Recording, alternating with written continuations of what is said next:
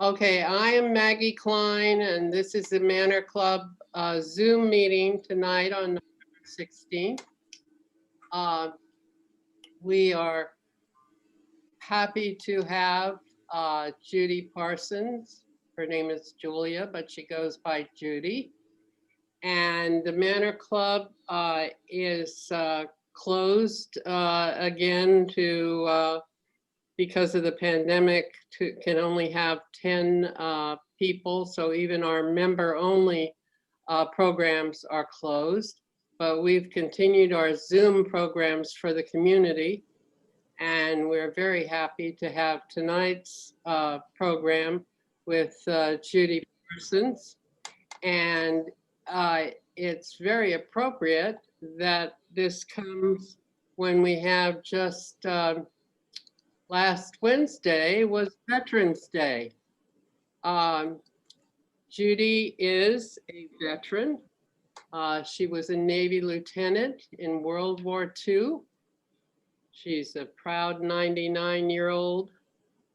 And she graduated in 1942 from Carnegie Institute of Technology, which is now Carnegie Mellon. And when she graduated, the war was on and she wanted to do something to serve her country. And so she's going to tell us how she decided to join the Waves and what she did in her service as a code breaker and had a secret that she had to keep for, well, she kept it for 50 years. And then she's going to tell us how she found out that she could tell her family after all that time exactly what she did. Now, if you have questions for her, you can submit them via chat, and then I'll read them to Judy after she completes her little talk. So welcome, Judy. Well, thank you, and good evening, everyone. My talks are never, structured. I just start talking and go on indefinitely. So I'll trust Maggie to leap in when I get sidetracked or get in trouble. So I did graduate from Carnegie Institute of Technology in 1942. And at that point, all the boys in the class, well, they were men by now, had all been in ROTC and they were gone. They left the last of April, and they moved our graduation up so that they could leave early. The Army wanted them, the Navy, wherever they were going. And we were left, the women were left with nothing. And I was very upset about that. They had started the wax, but I hadn't really looked into that. I took a job with Army Ordnance, which turned out to be somewhat of an assembly line, and I knew I could do better than that. So I read the paper one night that the Navy had opened its ranks to women who had graduated from college, and they would go to officer training and then become members of the Navy. And that appealed to me far more than the Army. I didn't want to have to go through a buck private type thing, and this way worked out much better for me. I was sent to Northampton to Smith College and had my 3 months of training up there. It was really, nothing set me up for what I eventually did. We did learn to use a teletype, and of course we did a lot of marching and got our uniforms and so on. Everything was very Navy. We had to learn all the ships, silhouettes, and so on. Although most of this I never used again, but I think they were trying to get us to be Navy people. I finished there in 3 months' time and was sent to Washington, D.C. Our class went everywhere. There were many of us, and they could not go overseas. Waves were not allowed to go overseas. which made people unhappy, but there was nothing we could do about that. So I went to Washington, D.C. and checked in at the Navy Department, and they sent me to the Communications Annex, which is way northwest, almost into Maryland. And the annex is still there. Every time I've passed it, there are more antennas. They still have the Marine Guards and the barbed wire fences, and nobody can get in. Everybody knew this was a very hush-hush area. It was obvious, even from the street, that it was something secret. So we went into the chapel and sat down, a bunch of us, and waited for someone to tell us what to do and where to go. And someone came in and said, "Does anyone know German?" And I had fortunately taken 2 years of German in high school. And I said, "I don't know it well, but I know German from English, certainly." And nobody else did. So they sent me immediately to a section in this huge building called Op 20G. The G, I found out, was German. The wave that I roomed with was in the Japanese section, and her entry had an Op 20J. So we knew what we were, but we never talked about it. We were told to not talk about it, and we didn't. They called this America's best kept secret, and it seemed to have worked because nobody ever leaked anything. And there were many, many of us who knew what was going on. And why they trusted everyone so implicitly, I don't know. The FBI was supposed to investigate us, and I was out of the service and had a baby who was almost a year old. And one day the FBI came around. I said, I've been in and I'm out. It's over. And they said, "Well, we had a lot of people to investigate." So I guess they were taking a chance, but they didn't. They had no problem with me. I never told anyone anything. And this was very hard. I would love to have my parents know what I was doing. They were so proud. I just had one sister, no brothers. And I know my father was exceedingly proud of me. Every time I came home on leave, he would take me to Carnegie Tech, where he was teaching, and take me around to see everybody. So it worked out well. Many parents were not happy about it, but my parents certainly did accept it and liked it, and we had no problem. So Judy, what did they So think you were doing? I just told them I had a desk job, and everybody said, "Well, that's what we thought," assuming I was a secretary of some sort. And that was fortunate, I guess. Nobody ever probed, but in those times, everybody was very patriotic, and everybody knew better than to try to find out something that they knew they shouldn't be asking about. Nobody was supposed to talk about anything. There were posters up all over the place saying, "Loose lips sink ships. Just don't talk." And most people didn't. They were probably tired of the service by that time anyway, and would just as soon have not talked about it. But it worked out well. And my roommate and I lived in the officers' barracks, which were right across the street from the Communications Annex, which made it very nice.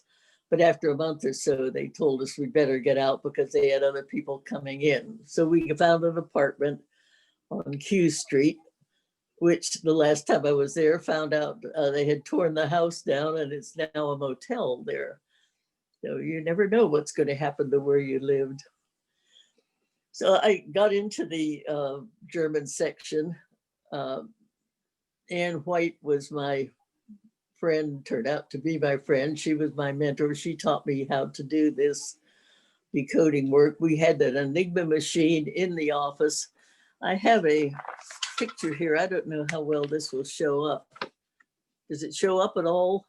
Yes, it does. Yes. It looked somewhat like a typewriter. It had a standard keyboard.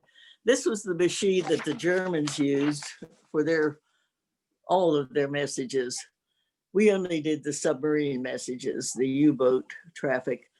I don't know who did the U-boat to U-boat traffic, and I don't know who did the surface ships, but we did the U-boat traffic. England had gotten in such a state they had nobody left to work, so they worked it out with the U.S. Navy that we should take over the traffic and try to break the Enigma code with the U-boats. The whole system was very complicated. We also had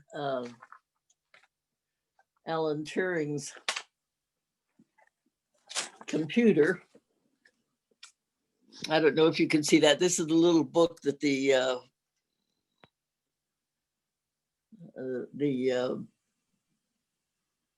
National Security Agency, the NSA, on the grounds of Old Fort Meade, published, and I got this. It shows a girl standing in front of a machine, and that was the first computer. This picture is now in the Smithsonian. If everyone can ever get in there again, you'll be able to see the picture.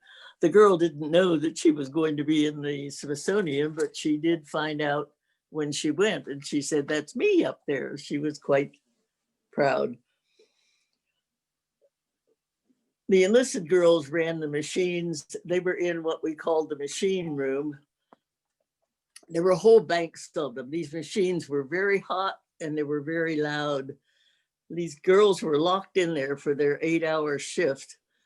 They couldn't go out for any reason at all. I guess they took their lunches with them. I didn't even think to ask about that. We only got to see it once. When we decided what a message might be, all of our messages came by radio from Europe. They were just letters. They were nothing else. All different lengths, all different things.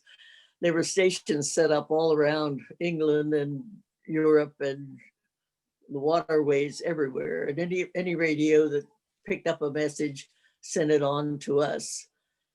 And we would work with these messages to try to decide what they said. By the time I got in there, the Enigma machine had been captured. Nobody knew how to work it. Nobody knew what it was. Nobody had any access to anything like it. And they had no idea what was going on. They just knew they couldn't break the code.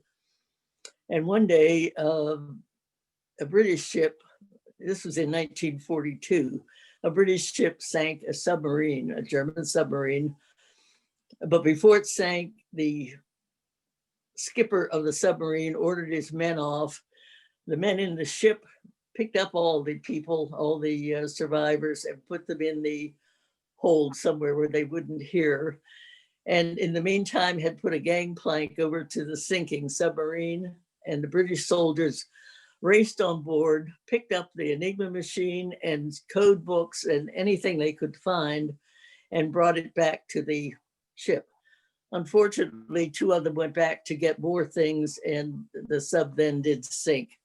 But this was protocol for all kinds of equipment. If you have anything happen like this, the German skipper should have ordered these machines and all the code books, everything thrown out, thrown into the water, scuttled before he left the ship, but he didn't.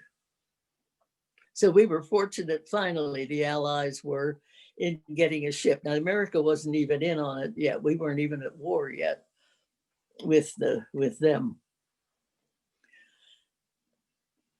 But we did have the machine and the code books, which were good for 3 months. These machines had 4 wheels on them, all of which had the alphabet on them. And as you pushed a button, the letter that you pushed went through all the wheels of the machines, from one wheel to the next wheel to the next wheel to the. We had 4 wheels. Sometimes the machines had 3 wheels. When we had 4. And the Germans were forever improving on their machine and changing things, which was difficult for the Allies to try to keep up with it, to figure out what they had done and how we could do it.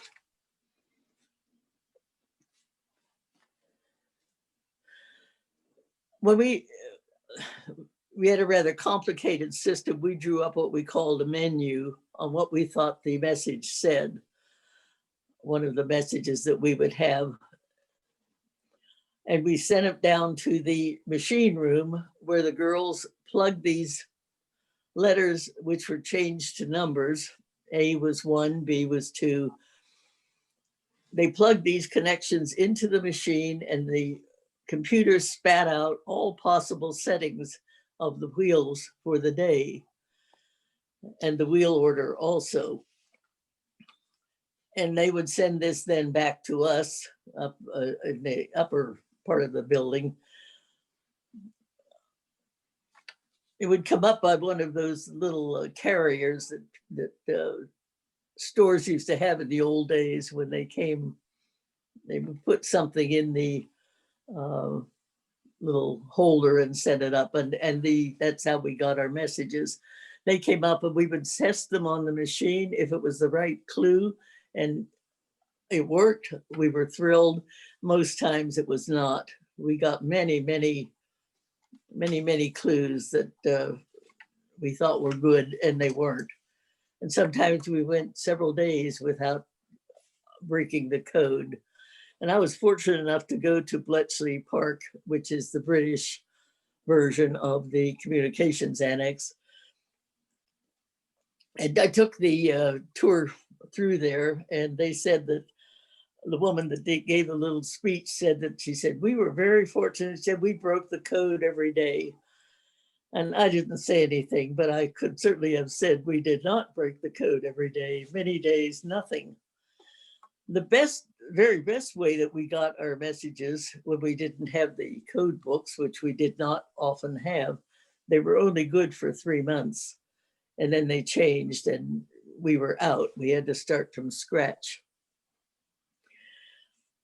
The best way we could get them was if a submarine had been underwater when the message came through from control. The messages would, if they were important messages, they would have to be repeated.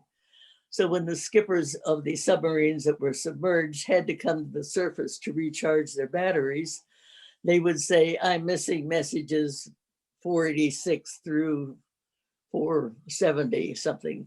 So then the control in Germany would repeat those messages, the important ones. They did not repeat the personal messages. They did not repeat the dummies. They did not repeat the news broadcasts that they sent to their submarines. But they did said the ones that were important, which helped us a lot because that filtered out the ones that were important.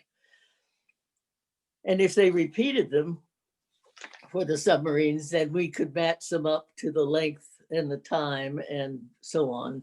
And that was our very best way, of course, of getting a message. Some of these messages that we did get to break eventually were personal, and it was rather, I don't know how to say it without sounding like I'm not patriotic and trying to win the war, but we got to know some of these skippers because they avoided the depth bombs time after time. And we really felt very somewhat guilty. I guess it's survivor's guilt. I don't know what you call it, but we felt somewhat guilty when the submarine skippers that we knew went down with their submarines. And some of them, when they surfaced, said, somebody's reading our code. Every time we come up and send a message, there's an airplane overhead. And controlled, Admiral Durrance, the German high command guy, never would believe that we were reading their code. He kept saying it's impossible. Nobody can crack this code. There's no way at all to be done. It just can't be done. And that was fortunate for us because had they changed the whole machine, we would have been in real trouble. Excuse me, Judy, on the messages that you were decoding, what was it? What was the information you were getting? Was it? It would be where the submarines were to meet with a group. They were to meet with they called them wolf packs.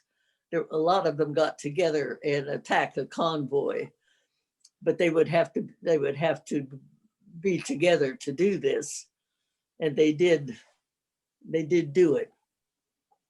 And So- they had to have the section that the ocean. We had one of those huge maps in our office that had all the ships listed, where they were. There were little flags for the enemy stuff, and our convoys were marked with flags. So as long as we were breaking the code, we knew where they were. But when we didn't break the code, we didn't know where they were, and we didn't know where the convoys were.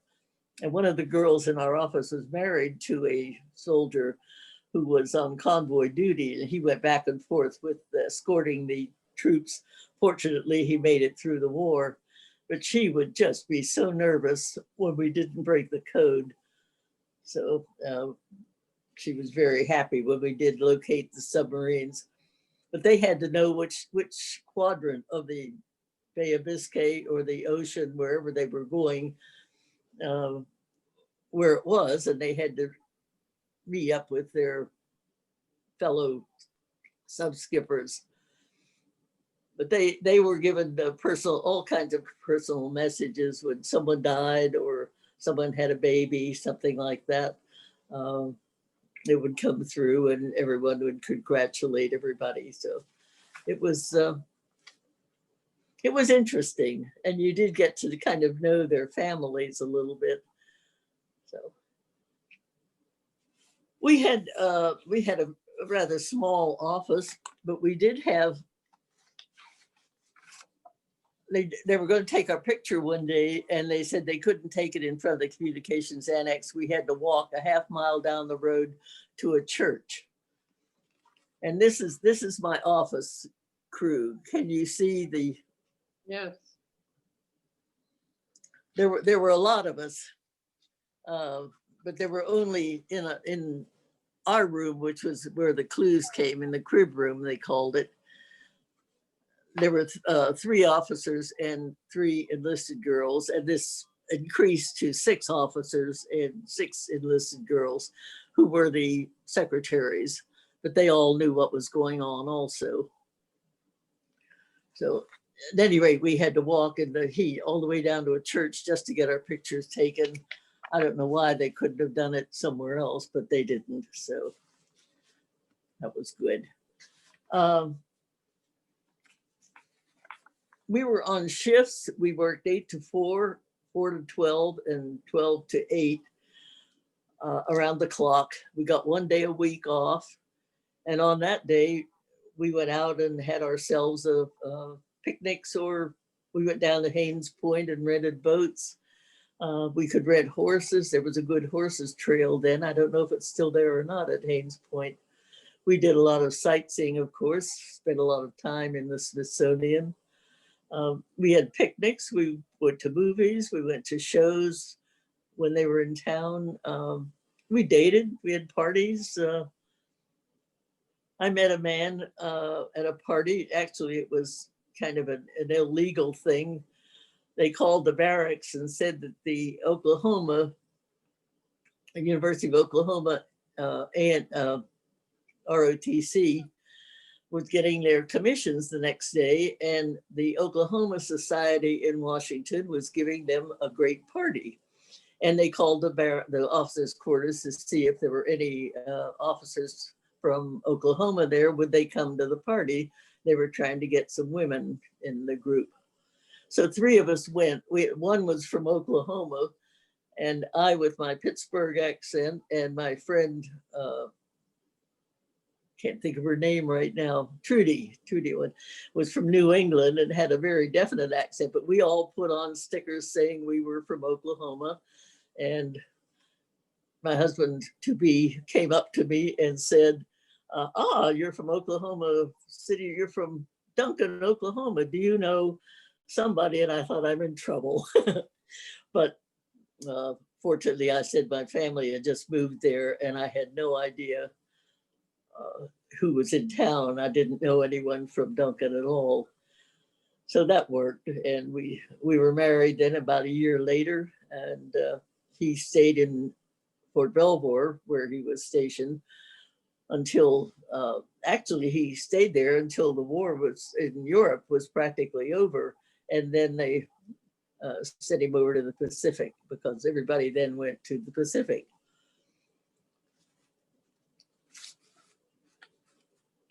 People always ask what we did on our day off, and that's what we did. So it was, of course, I had Tuesdays off, and you had to go with the people who had the same day off as you had. Once I got married, I got to have Sundays off, which was nice because my husband had Sundays off.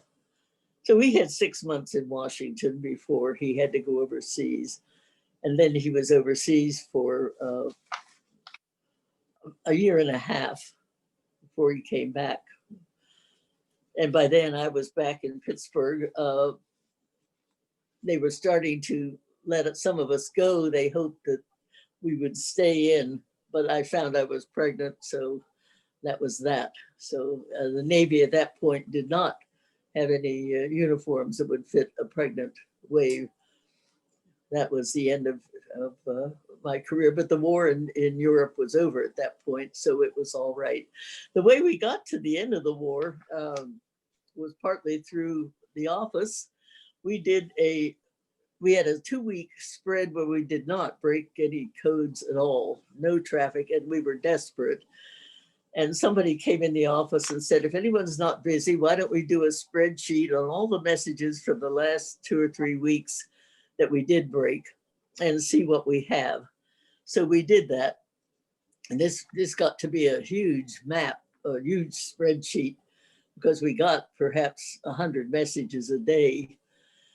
But we got them all sorted out. And then we noticed down at the bottom at 7:30 our time, which was 12:30 their time, there was a message from control to all U-boats. And it was the same group count every night.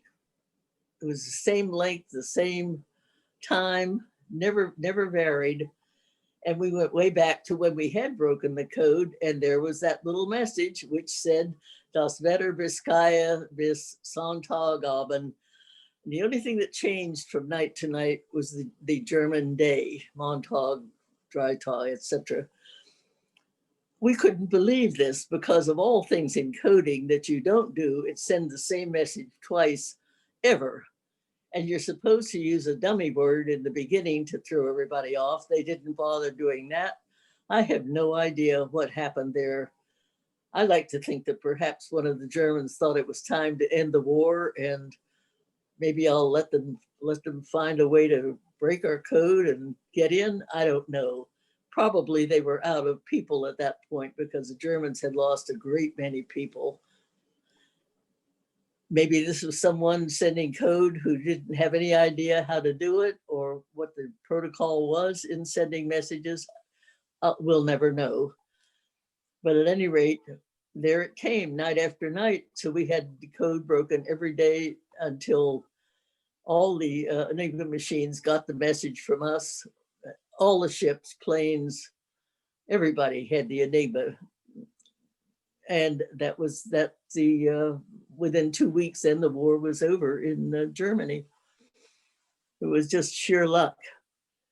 I like to think that I had a part in it. So I enjoyed it so much. Are there any questions? Pardon? Well, wait a minute. Now you had to keep it quiet, though. You couldn't. Oh, yes. I'm sorry. Okay. My so husband. How did you finally find out that you could tell anybody? Well, my husband knew that I was in something secret. Anybody would know that from the secrecy around the building itself. But I never told him about the Enigma machine or exactly what I did. That I didn't tell at all. I just said that we did decoding when the messages came into us. And somehow nobody pushed me. I didn't tell anybody else even that. But one day I was in Washington visiting a friend who had been a wave. And she said they've opened a new museum, the National Security Agency, on the grounds of old Fort Meade. Would you like to see it? She lived in College Park, which was very close. So I said, sure. So we went over and we opened the door and went in, and here were Enigma machines all over the place, all kinds of machines. If you ever get to Washington and have a chance, do try to see it because it's so impressive. So that's how we found out that it had been declassified. Nobody ever bothered to tell us, and so we didn't talk about it. And of course, this was long after the war. Nobody was much interested in anything at that point. It's only been lately that anybody's been interested in it. So, but it's given me a very nice hobby for my 90-year-old self. And I enjoy doing it, and people are so nice. So it's, Now, we were just, what pardon? what did you think of the movie about Alan Turing? It was very good, very, very to the point. They certainly did, they did a good job. Hollywood doesn't often do a good job with actual things, but they did a good job with Alan Turing's movie. Very good. The man was a genius. He didn't do this alone. There were many of them who helped him. He had quite a group there. And he came to the States at one point before I had gotten into the service. He came to the States and was unimpressed with everything. I think it was National Cash Register in, I believe, Dayton or Toledo, Ohio. I forget where they are. But they were making the machines, and he did not think that they would be any good at all. But they were good, and they worked beautifully. And I hope that someone told him that they were working beautifully before he died. So does anyone have any questions? So I don't see any here. If you go to chat on the bottom of your Zoom, I see your daughter Margaret is here. I'm sure she's heard this story many times. Yeah, over and over. Margaret used to live in Pelham and was a member of the Manor Club, and now she's in Connecticut. We welcome her to Zoom. Okay, I do have one question here. Thank you for your work and speaking with us. How does life during a world war compare with life during a pandemic? There's no connection at all. This has not been a pleasure to be segregated as I've been. I just hope that it works, and I hope they get the serum moving fast. We were not, we had our own apartment. We were free to move about. There was no, we had no restrictions of any kind in the Navy. We were treated well. I don't know anyone who was looked down on, or I'm sure the men thought this was very nice that the Navy was bringing women in for them. But the men in our office were all professors. I assume they were mathematics professors. And they were all married and much older than we. They were not dating. So it all worked out very well for all of us. Just, Now, I enjoyed it. Now, when you were allowed to discuss what you did as a code breaker, how did you broach the subject, and how did people react when you told them? Well, somebody had started a WAVE group in Pittsburgh. Well, I guess they were all in cities all over the country. And I reported to them that I had been in Washington and what had happened. And I told them, and they were all quite surprised and interested. We had something like 100 people in our group. And now I think there are 5 left, unfortunately. How did your family react? Well, my father was long gone by then, and so was my mother. She died in 93, and I didn't find this out till about 96, I think it was, that I got to the museum. So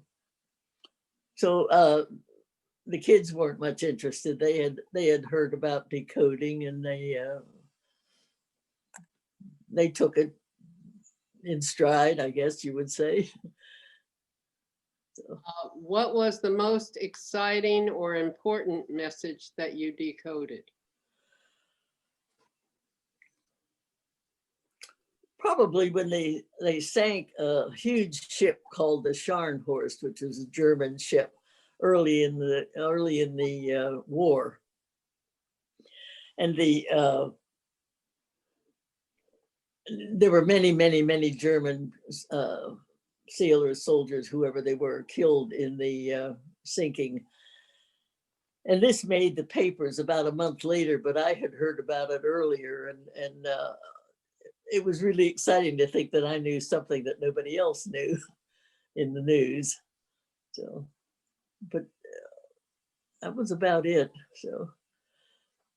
All right, we have someone here who read the book Code Girls. Yes. Lisa Monday.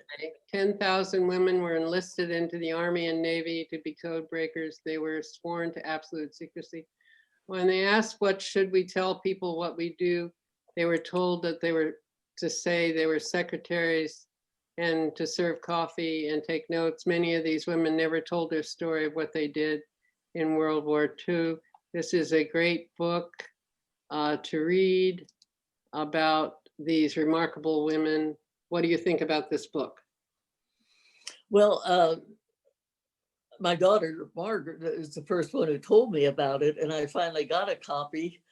One of my granddaughters gave it to me for Christmas, and the first thing I saw, of course, was Ann White's name, and she was my mentor. She was the one who trained me, and the whole first part of the story is at Op 20G and concerns the people I knew. This was my office.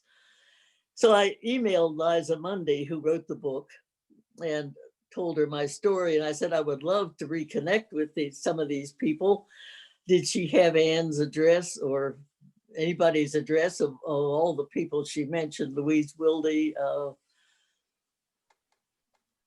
Betty, what the heck was her? Betty Colby, all of them. And she said, unfortunately, everyone was dead. She said she talked to their families, and they had a lot of pages that that they had written. Oh dear, I'm sorry about the phone. Oh, at any rate, she couldn't help me any at all with that, but she was very nice, and she said she was sorry she hadn't met me before she wrote the book, but it was not to be. So Now, if you had not gone into the service when you graduated in 1942, what kind of job for a woman would have been possible? the course I took in college was what they now call humanities. They called it general studies with a lot of science thrown in. But the general studies, you had to be either a library minor or a secretarial minor. And I didn't want to be a secretary, so I would have gone into the graduate work with the library minor and become a librarian, I guess. But fortunately for me, the wait, let's see if I can shut that off. Fortunately for me, the war broke out when it did. So that was. After you raised your children, you did become a teacher though, right? Yes, I went back to, oh, for goodness sake. Why don't you tell them that you'll call them back? Hello? I guess she hung up. I hope that does it. After you raised your children, you did become a teacher. Oh, yes. I read in the paper that Carnegie Mellon was accepting alumni into their school. You could come back to school. Before that, alumni were not welcome. Adults were not welcome into college at all. You couldn't get in. So this was for me, because I thought, I want to go back. I want to do something. And my youngest was in 4th grade. I thought I can be a teacher. then I'll have the same hours that they have. So that's what I did. I went back and got my teaching certification in high school English, and I taught English for 5 years at North Allegheny High School in Pittsburgh. And I loved it. I liked teaching. It was good. Students were nice. And my friend Kyle, who's there tonight, is one of my students who read about me in the paper a year ago. And she said, I had a teacher named Julia Parsons. She said, how many English teachers could there be that went to North Allegheny and so on? So she wrote me a letter. She Googled me, I guess, and got the address and wrote me a letter. And then she said, I was thrilled to get it. I did remember her because I must have had 1,000 students. But Kyle, I remembered, and she wanted to be there tonight. And she is. She's gotten to be one of my best friends. And it's been a real pleasure it was just one of those things that happened. So, but coming back, I did want to mention that coming back into civilian life was not all that good. Somehow when you've had a really exciting experience and done the things that I had done, to come back and scrub floors was not part of my, that was not what I had in mind for my life. But women in those days, my mother never worked. She taught kindergarten before she was married, but that was the end of that. And women, even my age group, did not work. Nobody in the whole community where we lived, nobody's mother worked. But it began because we'd had a taste of the good life, I guess you'd call it. And so I decided that I would be a teacher, and it worked. And I still was the only woman in the immediate vicinity who worked. But now I would venture that all of them work probably, or did before the pandemic came on. So, but it was degrading somehow to have to be just a housewife. I just didn't like that. I had learned early in my life that the men had it made and the women did the work. So anyway, it worked out well for me. So I now have 8 grandchildren and 9 and 3/3 almost great grandchildren, and they're all over the place. So nobody lives in Pittsburgh. Now you're active in your veterans group. Yes. And since we used to have breakfast once every 2 or 3 months. And now, of course, we can't have the breakfast. So we go on Zoom. And this has turned out to be a fantastic thing because now we had the man who runs this just has access to all kinds of people, and veterans write to him. We had a man, Russian soldier on, spoke to us from Moscow the last meeting. We've had people from Sweden, from the island of St. Lucia, all over the country. It's just amazing. And they're so much more interesting than the breakfast meetings that we used to have, although we don't get breakfast, of course, but they weren't very good breakfasts anyway, so that we don't miss.